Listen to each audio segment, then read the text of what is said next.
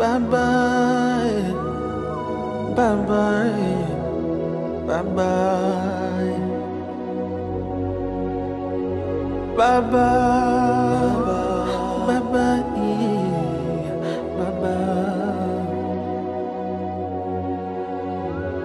Bye bye. Bye bye. Bye bye.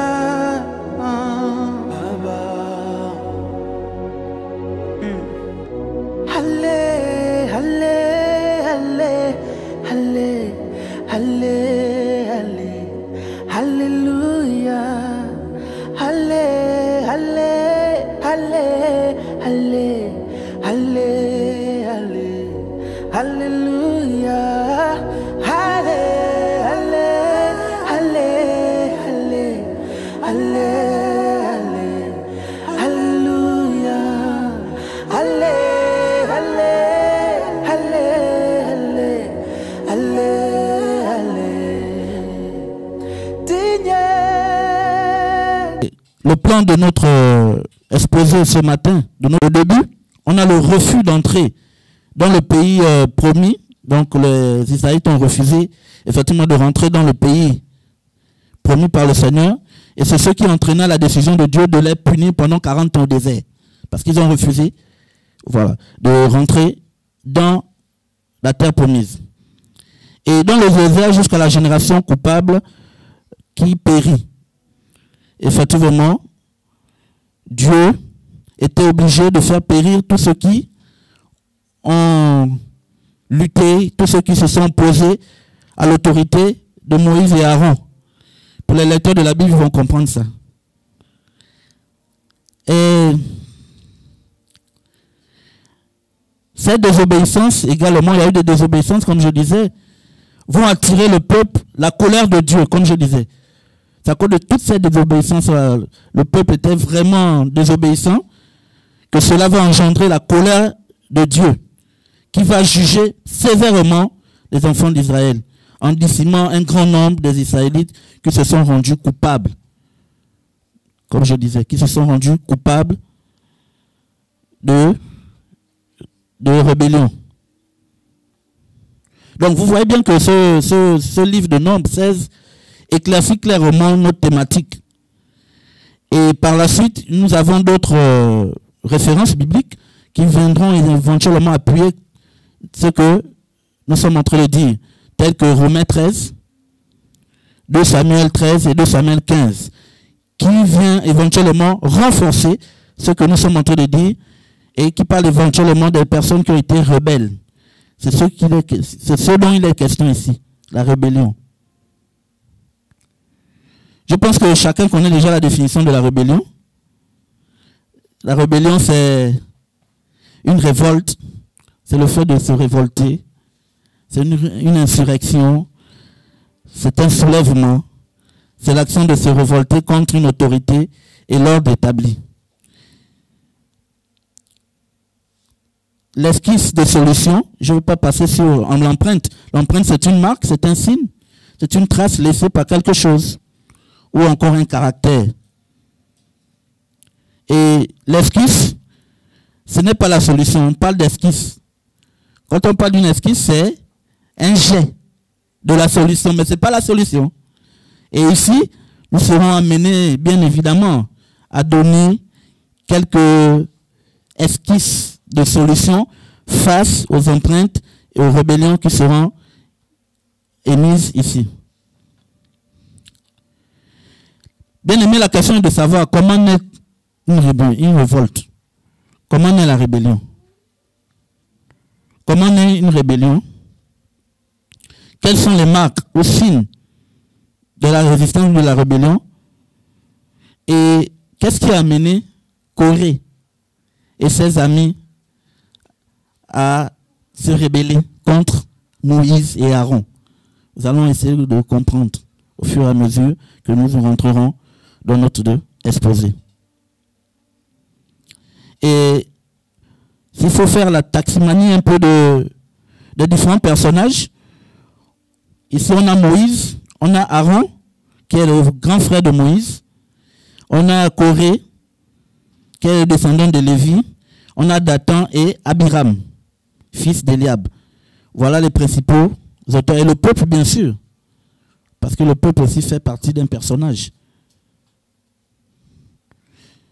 Donc, on posait la question tout à l'heure de savoir comment naît la révolte des fils. Comment est née cette révolte-là des fils?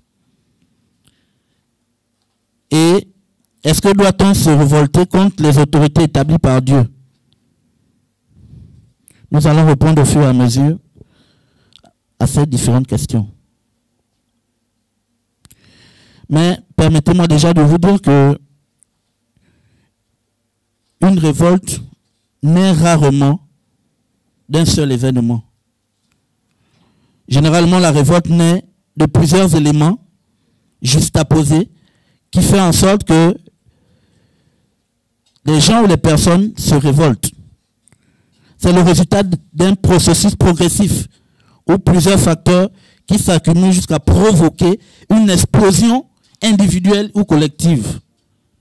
C'est-à-dire quoi? C'est-à-dire que la rébellion naît personnellement parce que au fur et à mesure, j'ai vécu des événements. Il y a eu des événements qui m'ont agacé, ou bien une personne m'a causé du tort. À chaque fois, j'ai voulu pardonner, mais malheureusement, c'était tellement récurrent que j'ai gardé ça en moi au lieu de, comme la parole dit, lorsque j'ai mal en moi, je dois tout faire pour l'enlever. Mais j'ai accumulé, et c'est ce qui crée en moi, au fond de moi, une rébellion. Voilà. Elle peut être, comme on a dit, individuelle ou collective. Par exemple, le pasteur Frédéric fait quelque chose. Au lieu de venir voir le pasteur pour s'expliquer, demander au pasteur qu'est-ce qui se passe, mais vous laissez le pasteur faire, mais votre colère ne va faire qu'augmenter, jusqu'à quand il y aura un effet. Voilà, un effet qui va éventuellement causer le problème et qui va amener la révolte en vous. Au niveau des empreintes, ce sont des enseignements. Et premier enseignement, je veux parler de la frustration et de la jalousie. La frustration et la jalousie. Mais avant cela, est-ce que nous pouvons nous lever? Nous allons lire la parole dans Nombre 16, du verset 1er au verset 5e. Je vais demander à la sœur Yoline de lire Nombre 16, du verset 1er au verset 5e.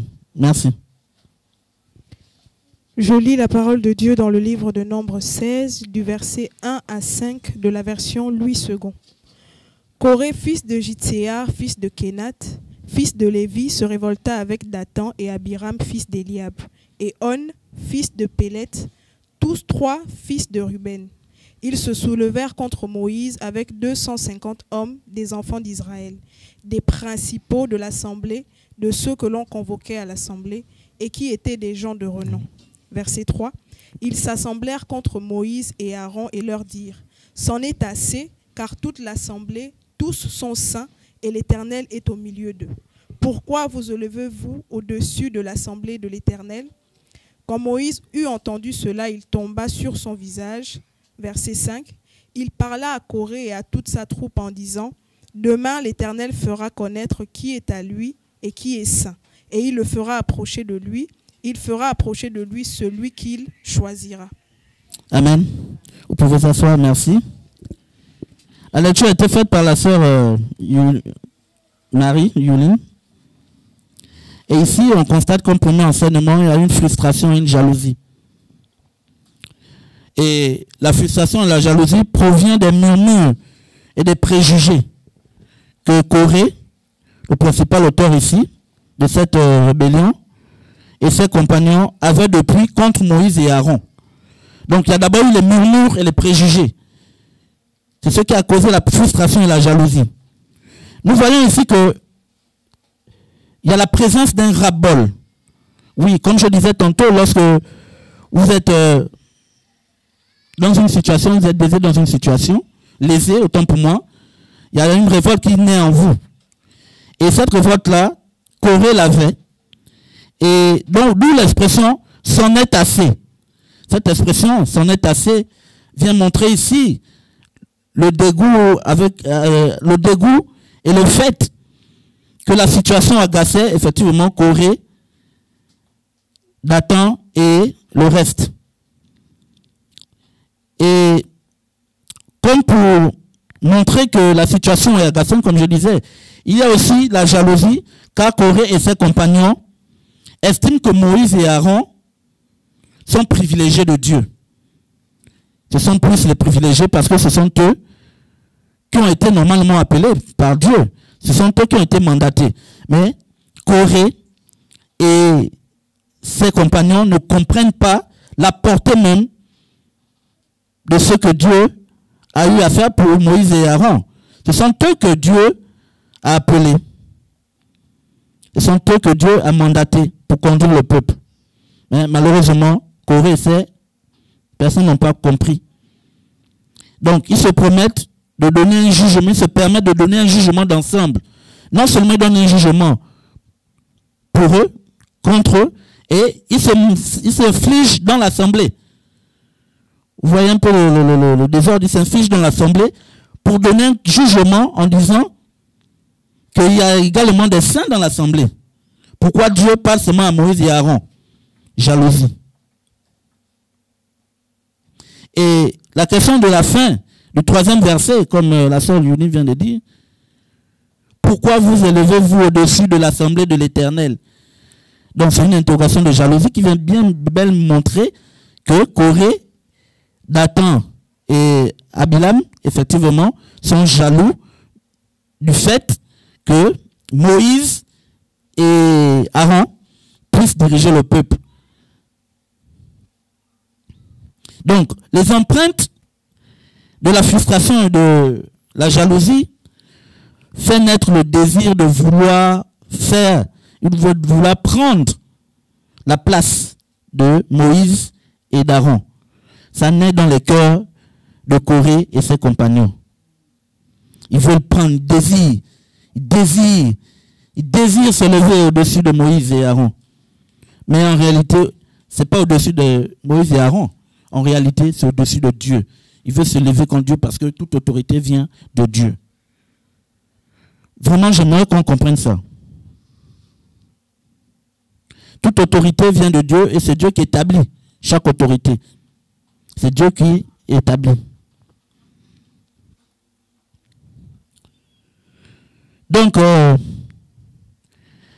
il ne s'arrête pas là, car l'objectif de Corée, c'est de prendre toute l'assemblée. Et la parole de Dieu dit dans Nombre 16, verset 3e, la sœur Yuline l'a lu, qu'il y a même eu des personnes, 250 autres personnes derrière eux pour combattre Aaron et Moïse. L'autorité de Dieu. Combattre l'autorité de Dieu. Dans Romains 13, on le dit, toute autorité vient de Dieu. Et la jalousie, effectivement, a engendré un sentiment de méfiance et de soupçon. Non seulement pour Corée et les autres, mais aussi pour les 250 personnes qu'il a emmenées. Voilà. Donc, cela a amené également un comportement de jalousie. Ça a traîné la jalousie. Et la méfiance et le soupçon. Parce que quand vous êtes jaloux, vous n'aimez pas quelqu'un, vous allez soupçonner la personne. Vous n'allez plus avoir confiance à la personne. Vous n'allez plus avoir confiance à la personne. Pourquoi? Parce que la jalousie a envahi votre cœur. Donc, bien aimé, faites attention à la jalousie, ce n'est pas une bonne chose. Donc, l'objectif de Corée, comme je disais, c'était de s'aimer le trouble dans la conscience des Israélites qui l'ont suivi et engendré ensuite leur égarement. Donc, c'était ça l'objectif. Il y a des personnes qui sont comme ça, qui n'aiment pas mourir seules. Et Corée nous montre ça clairement. Et quelle peut être l'esquisse de solution? On a dit que l'esquisse est un jet. Ce n'est pas la solution, mais c'est un jet de solution, un début déjà de solution qui me permettra éventuellement de régler la situation. Si je continue à approfondir, quand on parle de jet, le jet c'est quelque chose, la première forme, mais pour avoir une forme finale, il faudrait que je rentre dans les profondeurs et je continue à entretenir la chose pour que ça devienne normalement une solution. Donc, comme esquisse de solution face à ce comportement de frustration, de jalousie, se trouve dans Romains 12, au verset 15e. Quelqu'un peut lire, s'il vous plaît. Romains 12, verset 15. C'est très important. Sœur Yuline? Ou bien une personne zélée?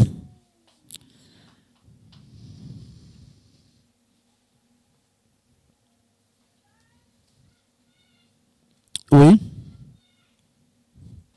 Oui, sœur Yuline. Prenez le micro, là, pas le micro là. Ah, d'accord. On dit? Je lis la parole de Dieu dans le livre de Romains 12, au verset 15, de la version Darby. Vas-y, ma soeur. Réjouissez-vous avec ceux qui se réjouissent et pleurez avec ceux qui pleurent. Amen. L'une des premières solutions, d'esquisse de solution, trouvée ici, se trouve dans Romains 12, verset 15, comme disait la sœur Yuline. Réjouissez-vous avec ceux qui se réjouissent et pleurez avec ceux qui pleurent. Il y a un esprit de compassion. Lorsque nous lisons cela, pour éviter la jalousie, il faut se réjouir avec ceux qui se réjouissent. Ça veut dire que si ton frère a quelque chose de bien, va vers ton frère. Sois en joie avec lui.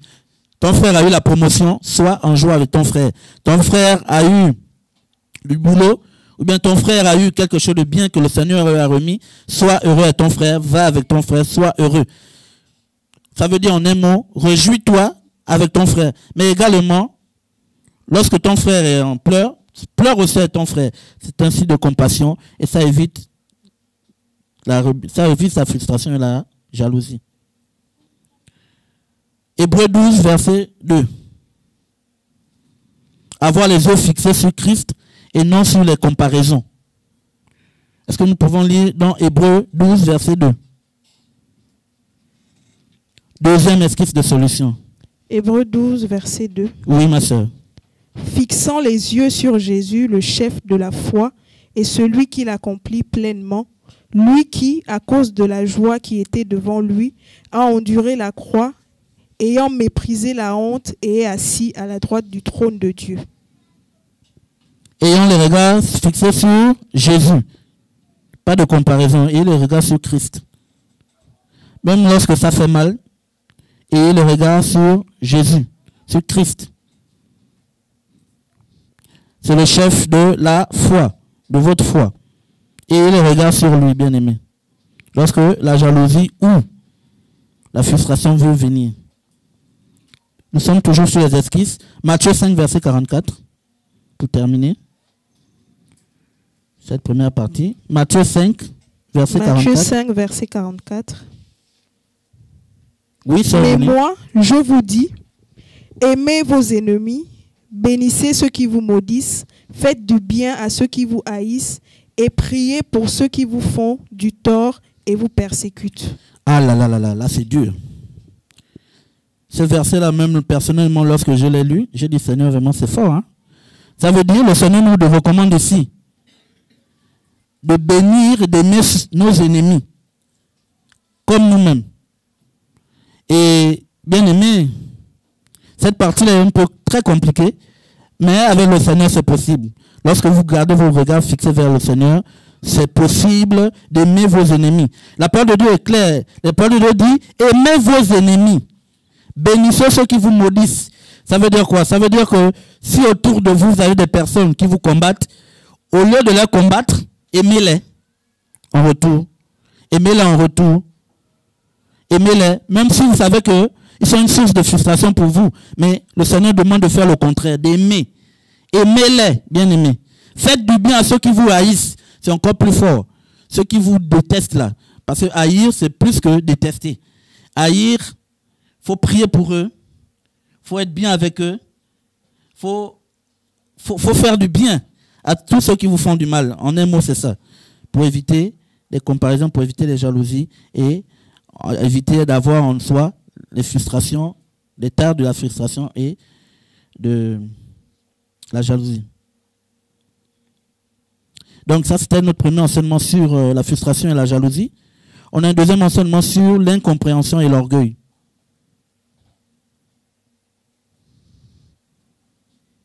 Donc, quand les hommes ne comprennent pas les voies de Dieu, bien-aimés, il tombe dans l'erreur et l'égarement, comme je disais. Docteur Christ a une vision. Le Seigneur a donné une vision au docteur.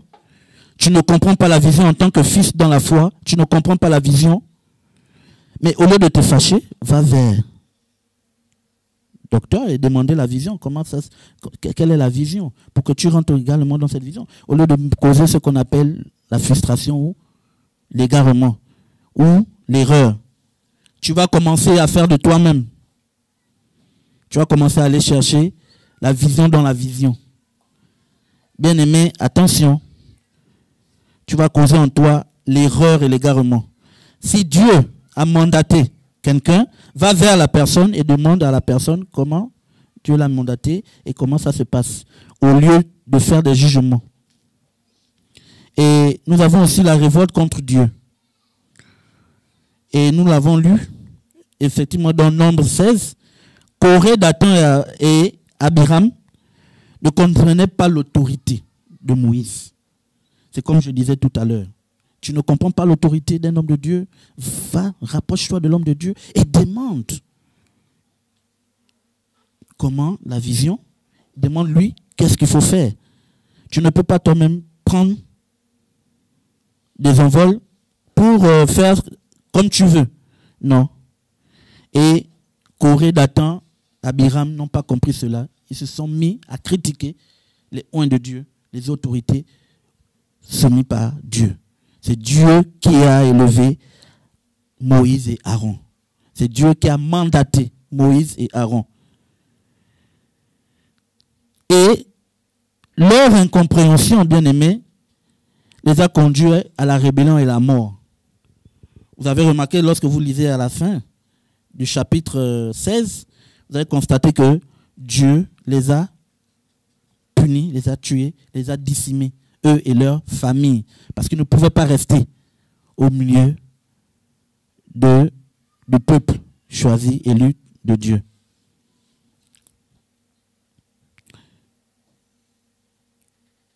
Donc, un père dans la foi, comme je disais, et son fils, par rapport à la vision que j'ai donnée, le fils ne comprend pas la vision du père, et le fils, au lieu d'aller vers le père, qui va l'éclairer, le fils, qu'est-ce qu'il commence à faire?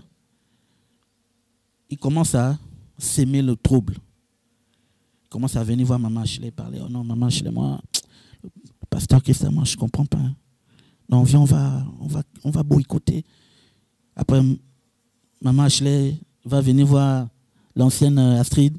L'ancienne Astrid va venir voir l'ancienne Anne. L'ancienne Anne va venir voir, ainsi de suite. Et c'est comme ça que va naître une rébellion au sein de l'Église. Je ne dis pas que c'est ça, c'est juste un exemple que je donne. Je ne dis pas que c'est ça, mais c'est comme ça que ça se passe en fait. Ça commence d'abord par une personne qui chuchote, qui murmure, comme on venait de voir. Et ensuite, cette personne ne s'arrête pas là. Elle veut que la personne qui est à ses côtés, qu'elle aime d'abord le plus, puisse éventuellement se rapprocher de lui. Et du coup, on commence à combattre la vision, on est rebelle. On commence, bon, si le culte c'est à 10h, les personnes viennent à 11h.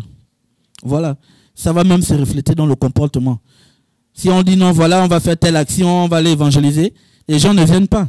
Bien, ça commence à critiquer. Oh non, l'église, c'est comme ça que naissent les murmures là. C'est comme ça que naissent les rébellions. Ce sont des signes, les murmures que vous voyez là sont des signes de rébellion.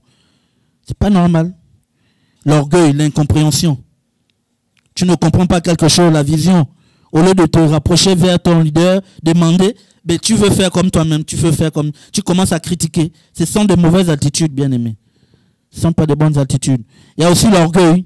Vous avez constaté que Moïse a appelé Dathan et Abiram. Parce que Moïse a eu une attitude qui est digne de ce nom. Lorsque Moïse a appris que Abiram et Coré et autres se sont levés contre lui, il n'est pas venu, il n'a pas en fait, il ne sait pas, comment dirais-je, il ne s'est pas offusqué, il est resté dans son calme. Et en principe, il voulait tout simplement arranger la situation, mais malheureusement, Dathan et Abiram ont refusé de venir. Je pense que pour les lecteurs de la Bible, vous avez vu qu'il a demandé à ces personnes-là de faire un certain nombre de choses pour que Dieu, effectivement, les reconnaisse. Lorsqu'on lit un peu plus loin, il dit, de même mettez-y du feu et posez-y du parfum devant l'Éternel. Celui que l'Éternel choisira, celui-là qui sera saint, c'en est assez, enfant de Lévi. Donc, il y a aussi eu une ras-le-bol du côté de Moïse. Il a utilisé cette même expression que Corée a utilisée, c'en est assez. C'en est assez, c'est une expression qu'on utilise lorsqu'on est agacé. Lorsqu'une situation nous fait de la peine, on utilise cette expression-là. C'en est assez, synonyme, trop c'est trop. Moïse et Aaron ne peuvent pas commander. Trop c'est trop. Le docteur Christ ne peut pas seulement avoir la vision seule. Moi aussi, je veux avoir sa vision. Et attention, et tu rentres dans l'orgueil. Tu rentres dans l'orgueil. Et l'orgueil entraîne à la chute, bien-aimé. Rappelez-vous la parole qui dit,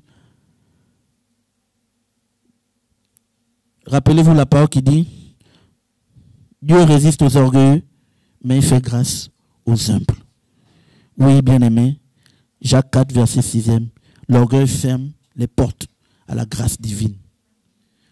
L'orgueil ferme les portes à la grâce divine. Et vous l'avez vu dans l'histoire avec Corée et ses compatriotes. L'orgueil ferme les grâces à la grâce divine, ferme les portes, la porte de la grâce divine. Et l'orgueil entraîne à la chute. Également, j'aimerais prendre cet exemple-là, si vous me permettez. Ésaïe 14, versets 12 à 15. La chute de Lucifer.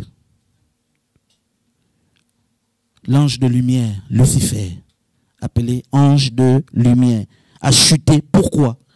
Pourquoi? Il a voulu se lever au-dessus de Dieu. Oui, bien-aimé, quand tu veux te lever au-dessus du leader, tu n'es pas leader. Tu veux te lever au-dessus du leader, eh bien, Dieu va t'abaisser. Parce que ce n'est pas toi que Dieu a donné la vision. Dieu ne t'a pas donné la vision. Tu es une aide à la vision. Donc, tu dois te comporter comme aide à la vision. On a vu l'histoire de Lucifer, vous le connaissez très bien. Pour les lecteurs, vous connaissez l'histoire de Lucifer. Je ne veux pas revenir là-dessus. Qui a voulu se lever au-dessus de Dieu. Et qu'est-ce qu'il a fait, lui? Il a appelé d'autres anges déchus pour combattre Dieu. Vous voyez un peu. Parce qu'il était très considéré. Et il pouvait dire que moi, je peux faire comme Dieu. Je peux être comme Dieu. Je peux faire comme Dieu. Et parfois, nous aussi, nous pouvons le dire. Je peux faire comme le leader. Je peux être comme le leader. Qu'est-ce que le leader fait? Il ne fait rien. Je peux être comme lui. Je peux être comme lui. Et tu vas rentrer dans l'erreur, et tu vas rentrer dans l'orgueil, et tu vas chuter, bien-aimé. Parce que ce n'est pas ton fardeau. Tu vas porter quelque chose qu'il ne faut pas porter. Parce que il faut dire que la mission, le ministère, c'est Dieu qui donne, selon la capacité, selon le poids que tu as en toi. Dieu ne peut pas te donner un ministère si il sait que tu n'es pas encore prêt ou prête. Ce n'est pas possible, bien-aimé. Il faudrait éventuellement attendre le temps de Dieu et ne pas se riger en ennemi de la vision. Et l'orgueil entraîne à la chute, comme je disais, et c'est une chute éternelle. Parce que l'ennemi, Satan, ne viendra plus. Et qu'est-ce qu'il fait? Il cherche, comme Corée, il cherche des âmes. Et même dans nos églises, c'est comme ça que ça se passe. Il y a des frères et des sœurs qui, éventuellement, cherchent des âmes pour faire tomber et pour amener un signe de rébellion. Un signe de rébellion. Ne pensons pas que la rébellion, c'est forcément quelque chose de grand. Ça peut venir une petite murmure sur le frère ou la sœur, en signe de jalousie. Or, je n'aime pas voir maman Ashley. Hein. Elle m'énerve, la femme là. Elle aime bien s'habiller, elle m'énerve. J'ai envie de voler sa tenue là. La rébellion peut naître seulement juste de ça. C'est juste une murmure. C'est juste quelque chose qui te disqualifie et qui fait en sorte que la terre va t'engloutir. Comme esquisse de solution,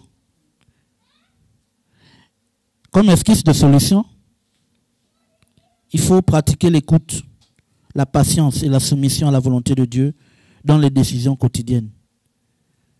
Donc, pour l'incompréhension et l'orgueil, Jacques 4, 6 nous en parle, Proverbe 22, 4 également nous en parle. Il faut pratiquer l'écoute, la patience et la soumission à la volonté de Dieu. Savoir ce que Dieu veut de moi. Qu'est-ce que Dieu veut de moi? Bien aimé, nous on ne parle plus avec Dieu. Hein. On pense que Dieu est sourd ou bien Dieu ne nous entend plus. Parce que même dans nos temps personnels de prière, on a peur de parler à Dieu. Ou bien parfois quand on parle à Dieu, on met en nous le doute. Mais sachez que Dieu est esprit. Dieu est esprit. Lorsque je parle à Dieu qui est esprit.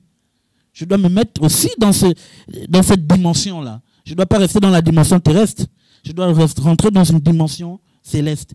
Quand je m'adresse à Dieu, je dois savoir que Dieu est esprit. Avant d'agir ou de juger une situation, cherchez l'instruction divine. Comme nous sommes en train de faire, actuellement on est en train de chercher l'église. Une salle pour l'église. Recherchons l'orientation du Seigneur. Qu'est-ce que le Seigneur dit? Qu'est-ce que le Seigneur veut nous apprendre? Qu'est-ce que le Seigneur veut nous... Où il veut nous amener? Demande au Seigneur si c'est dans sa volonté. Mais très souvent on fait sans pourtant rechercher la volonté de Dieu. Donc, en un mot, en esquisse de solution, avant d'agir ou de juger une situation, cherchez l'instruction divine. Avant de dire que le pasteur Frédéric c'est un voleur, est-ce que tu as les preuves de ce que tu as entendu? Demande au Seigneur, montre-moi si réellement le pasteur Frédéric c'est un voleur. Bien aimé, si vraiment tu es connecté au Seigneur, il te montrera véritablement si le pasteur Frédéric c'est voleur. Il va te montrer cela.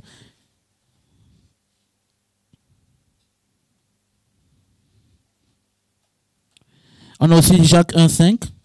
On a José 1,8. Accroche-toi au livre de... Médite ce livre jour et nuit. Alors tu peux méditer le livre et effectivement la Bible jour et nuit.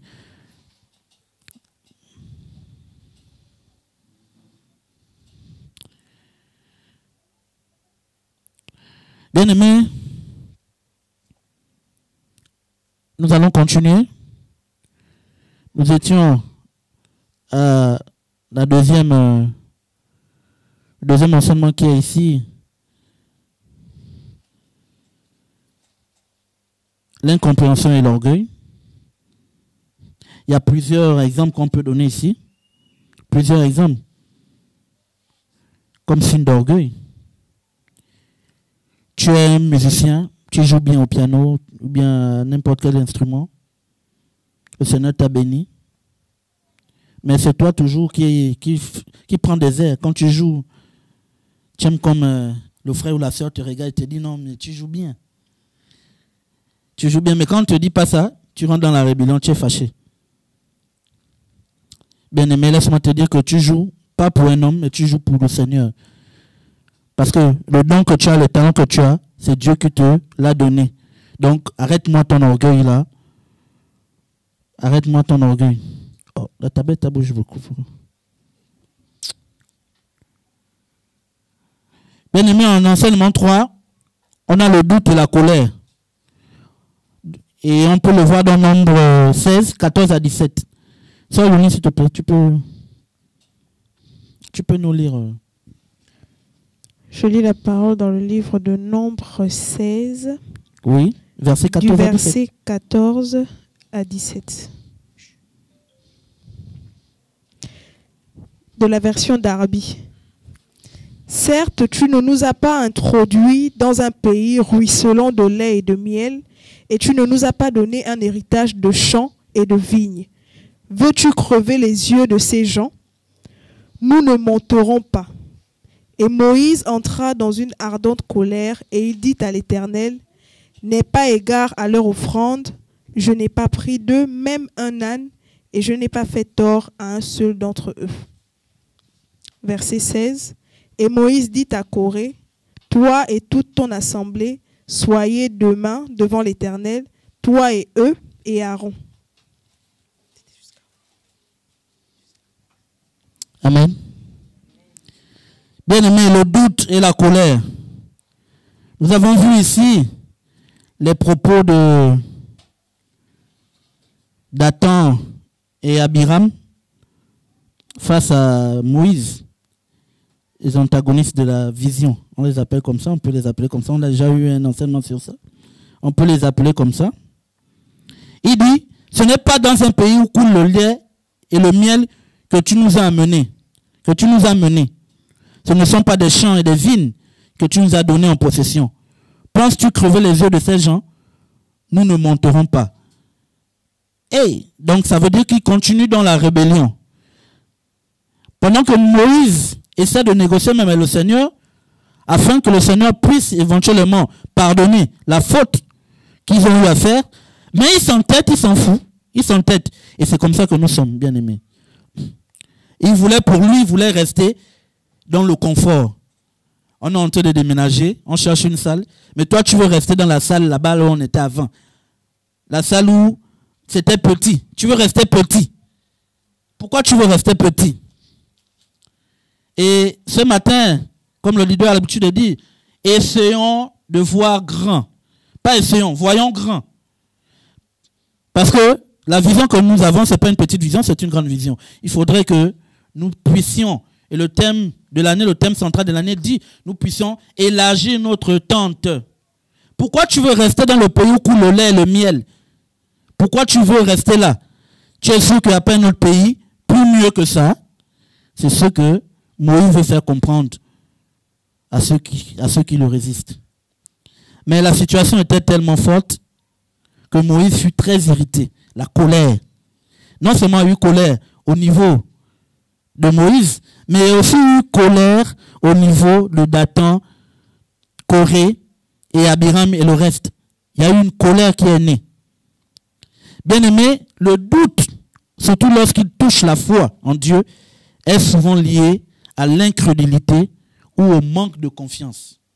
Le doute, lorsqu'il touche la foi en Dieu. Et c'est ce qui s'est passé également avec Corée et ses compagnons. Il y a eu le doute. Ils ont commencé à douter de Moïse et Aaron. Et ça a mis en eux l'incrédulité, le manque de confiance. Je disais tantôt, lorsqu'on a parlé de la jalousie et autres, lorsque tu es jaloux d'une personne, tout ce que la personne fait t'énerve. Tout ce que la personne touche t'énerve. Et je pense que nous ici, on est déjà arrivé à cette situation. On a déjà vécu ce genre de situation. Le doute touche la foi. Lorsque le doute touche la foi en Dieu, c'est souvent lié à l'incrédulité et au manque de confiance. Ils n'avaient plus confiance en Aaron et en Moïse. Ils n'avaient plus confiance. Pour eux, il fallait les faire tomber. Et ils ont appelé aussi 250. Ils ont aussi conduit 250 Israélites. Non seulement tu doutes sur les autorités que Dieu t'a données, mais tu doutes non pas sur eux, mais sur Dieu. Parce que ça va t'amener effectivement à douter de Dieu. Parce que les autorités qui sont dessus, c'est Dieu qui les mandate. On dit toute autorité vient de Dieu. Toute autorité vient de Dieu. Mais lorsque ces autorités-là, tu n'as plus confiance en eux, eh bien, le doute s'installe en toi et amène l'incrédulité dans ta vie. Et les Israélites doutent de Dieu lors de leur sortie d'Égypte, par exemple, en Exode 14, versets 11 à 12. Ce doute conduit à la peur, au découragement et parfois à la rébellion contre Dieu. Nous l'avons vu et nous le voyons dans Exode 14, versets 11 à 12. On a vu le peuple qui sort d'Égypte, mais qui doute de ce que Dieu a fait pour eux pendant 40 ans au désert. Donc cela a conduit à une peur et au découragement, parfois à la rébellion contre Dieu. Le peuple se rébellait contre Dieu. Et quand on dit que le peuple se rébellait contre Dieu, ça dit se rébellait contre les oints de Dieu, mais en réalité, ce n'est pas contre les oints de Dieu, c'est contre Dieu, parce que c'est Dieu qui les a mandatés. Voilà. Donc, la colère, lorsqu'elle est injuste ou incontrôlée, a des conséquences dévastatrices. La colère que vous voyez. Caïn qui tue son frère, Abel par colère et jalousie. On peut le voir dans Genèse 4, versets 3 et 12. Vous connaissez l'histoire, le sacrifice. Chacun est venu avec ses offrandes, autant pour moi. L'offrande d'Abel a été agréée par rapport à l'offrande de Caïn. Ça a mis Caïn en colère. La colère est montée. Voilà pourquoi on dit que ta colère ne s'abatte pas sur toi. Ne fais pas dormir la colère sur toi. Il faut tout faire pour résister et pour ne pas tomber dans la mort spirituelle. Éphésiens 4, verset 26-27, peut nous parler également de la colère qui amène à la rupture des relations et engendre des conflits avec les autres. La colère amène à la rupture des relations. C'est-à-dire que lorsque tu es en colère contre X, ça peut faire en sorte que ta relation avec X là ne soit pas bonne. Voilà pourquoi la colère n'est pas bonne, bien-aimés. Évitez de vous mettre en colère, parce que votre colère peut tuer. Votre colère peut tuer les âmes. Elle peut aussi créer des dommages personnels, émotionnels et spirituels. Il y a des gens aujourd'hui qui sont très frustrés, qui sont très colériques, parce qu'ils ont vécu dans le passé des situations difficiles. Et elles n'ont pas pu guérir ces blessures-là. Et ces blessures ont grandi en elles. Et ces blessures les ont toutes affectées. Donc, bien aimés, attention à la colère.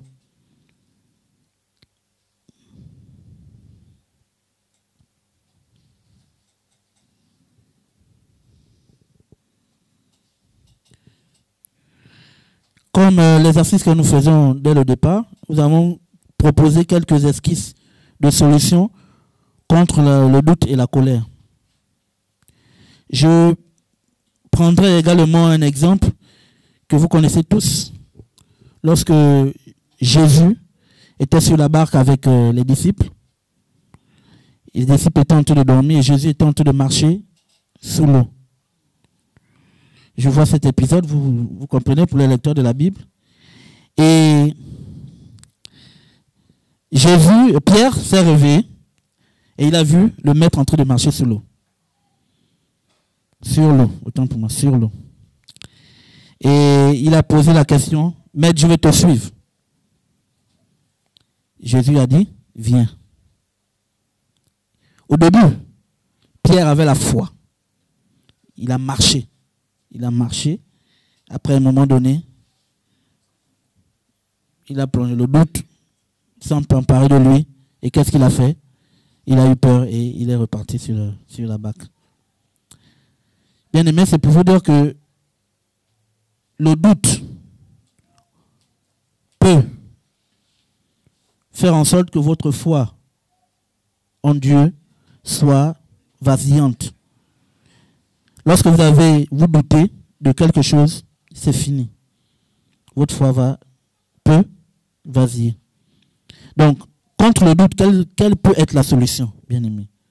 Tous les jours, on doute. Quelle peut être la solution? L'esquisse de solution, autant pour moi. Il faut renforcer la foi par la parole de Dieu. Romains 10, 17. Il faut renforcer la foi par la parole. Il faut lire la parole. Il faut renforcer la foi par la parole de Dieu. Il faut lire. Il faut lire, méditer la parole. Méditer la parole. Lire, méditer, mémoriser les Écritures permet de renforcer sa confiance en Dieu et de chasser le doute. Lorsque tu vas prendre le temps, tu vas passer du temps. Il y a quelqu'un qui disait que dans la semaine, on fait ce qu'on veut, on est là, on fait ce qu'on veut. Mais lorsqu'on se retrouve le dimanche, il n'y a pas cette flamme-là, il n'y a pas ce feu-là. Parce qu'on n'est pas en contact avec la parole. Apprenons, en semaine même, d'avoir un culte personnel à la maison, chez soi. Apprenons à lire la parole. Apprenons à renforcer notre foi par la parole. Lire, il faut méditer, il faut lire les Écritures. Ça permet éventuellement de renforcer sa confiance en Dieu et de chasser le doute. Il faut également prier et persévérer. Jacques 1, versets 6 à 8 le dit. Lorsqu'un doute survient, répondre par la prière et chercher la direction de Dieu. Je vais redire, lorsqu'un doute survient en toi, il faut répondre par la prière et chercher la direction de Dieu. Il faut rechercher la prière. Lorsque le doute vient en toi, par exemple ce genre de doute, est-ce que réellement je suis pasteur? Mais c'est grave. Est-ce que je suis pasteur? Est-ce que je fais la volonté de Dieu? Rentre dans la prière. Agenouille-toi, demande à Dieu. Prie. C'est important, bien-aimé. Et les fils de la rébellion peuvent, dans ce cas, douter. Est-ce que c'est sûr qu'on ira même quelque part? Ça veut dire que tu auras ce genre de pensée. Est-ce que là où je suis, le ministère où je suis, je peux aller, on va aller loin. Tu commences à mettre des doutes en toi. Voyons ça dans ce temps-là. Tu commences à mettre des doutes et ce doute-là peut t'amener à la rébellion. Ça peut t'amener à la rébellion, bien aimé. Donc voilà pourquoi je dis, comme esquisse de solution, lorsqu'un doute survient, il faut reprendre cela par la prière et demander à Dieu la direction. Il faut également, bien aimé, se rappeler des promesses que Dieu a faites dans ta vie. Il y a des promesses que Dieu nous fait, que parfois on oublie. Ésaïe 41, verset 10, le témoigne. Il faut aussi se rappeler des promesses de Dieu. Dieu a fait des promesses dans ta vie. Dieu a dit telle chose dans ta vie lorsque tu l'as accepté, lorsque il t'a appelé à toi. Il t'a appelé, voilà, lorsqu'il s'est révélé à toi, lorsque tu as accepté de servir le Seigneur, il a fait des promesses. Rappelle-toi de ces promesses-là. Rappelle-toi de ces promesses.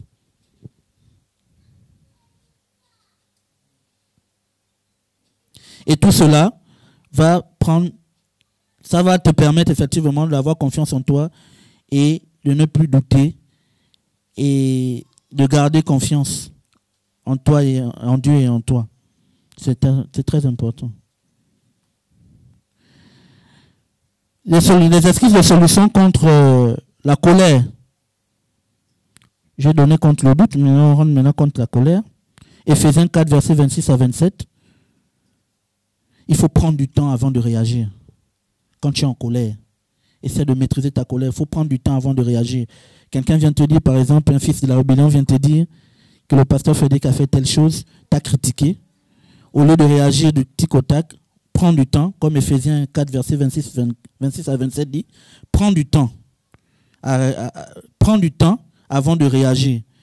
Parce que si tu réagis dans la colère, ça peut engendrer autre chose. Donc, voilà pourquoi, lorsque tu entends quelqu'un venir vers toi en critiquant, par exemple, le leader, sur tel ou tel fait, avant de donner un jugement précipité, prends du temps avant de réagir. Prends du temps à prier, tu pries, tu demandes la direction au Seigneur, et le Seigneur te révélera. Ne réagis pas du coup. Même lorsque tu apprends telle nouvelle, ne sois pas pressé de réagir. Ne sois pas souvent pressé de réagir parce que ça peut, ta colère, comme je disais, peut causer beaucoup de dégâts. Et nous avons vu la colère, bon, même si certains appellent ça la sainte colère de Jésus, au temple, lorsqu'il s'était fâché, il avait balancé les gens qui vendaient à la maison de son père. Et lorsqu'il est venu les trouver, il s'était énervé. Il a dit non, on ne vend pas la maison de mon père, sortez. Il a cassé les étals et autres, tout ça fait tomber. Les gens disent que c'était la sainte colère. Bon, moi je pense que c'était une colère, pas une sainte colère, mais c'était une colère, mais une colère maîtrisée. C'était vraiment une colère maîtrisée. Et Jésus savait pourquoi. On ne peut pas profaner le temple de son père. Il savait pourquoi il le disait. Donc, en deuxième solution, il faut reconnaître sa colère. Il faut reconnaître sa colère, mais agir avec calme et résoudre rapidement le conflit. Ça veut dire que si tu es en colère contre quelqu'un et tu sais la personne t'a fait du tort, il faut connaître ton degré de colère et rester calme. Mais il ne faudrait pas que le conflit soit trop. Il ne faut pas trop attendre longtemps. Il faut résoudre le conflit. Et je pense que c'est ici un peu ce que Moïse a eu à faire. Lorsqu'il a entendu que les enfants d'Israël se sont réunis contre lui et Aaron, Moïse, au verset 4, on dit, Moïse eut entendu cela, il tomba sur son visage. Donc ça veut dire vraiment qu'il a eu très mal. Il a voulu éventuellement régler le conflit. Il a voulu régler ce problème-là. Il a voulu régler ce problème, mais malheureusement, ses antagonistes ne voulaient pas éventuellement écouter, ne voulaient pas l'écouter. Mais sinon, il était prompt à résoudre le problème. Tout au moins, il était même en conversation avec le Seigneur. Il était avec le Seigneur, il était en conversation avec le Seigneur. Et il y a une partie qui dit même qu'il n'a pas voulu que Dieu punisse. Parce qu'il a dit, Seigneur, je ne leur ai pas même pris un âne. Et je ne leur ai fait du mal à aucun d'eux. Donc le fait de le dire déjà, non seulement au début du verset 15, donc Nombre 16, verset 15, il était très irrité. Et Moïse, très irrité, a pris une position, certes, mais cela ne l'a pas empêché par la suite de défendre les enfants d'Israël, malgré tout ce qu'ils ont eu à faire.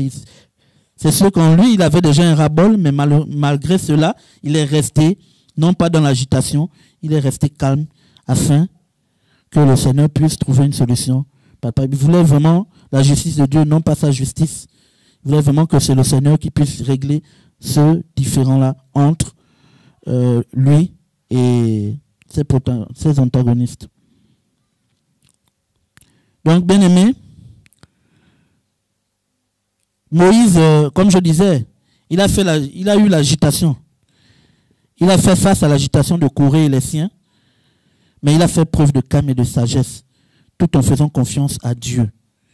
Bien aimé, même dans nos situations, nous aussi, nous pouvons être en colère parce que tel nous a frustrés, tel nous a mené certaines situations, tel nous a critiqués, mais nous ne devons pas avoir en nous des signes de colère parce que nous sommes enfants de Dieu. La colère, c'est vrai, c'est normal. Mais la colère, on peut la maîtriser. C'est possible de maîtriser la colère. C'est possible de maîtriser la colère. En somme, les fils de la rébellion. En un mot, qu'est-ce qu'on voulait dire? Les fils de la rébellion apparaissent dans l'Ancien Testament et fait référence aux personnes qui s'opposent obstinément à Dieu. Quand tu es fils de la rébellion, ne pense pas que tu fais du mal au leader, tu fais du mal à un responsable, ou bien tu fais du mal à qui que ce soit, mais tu fais du mal.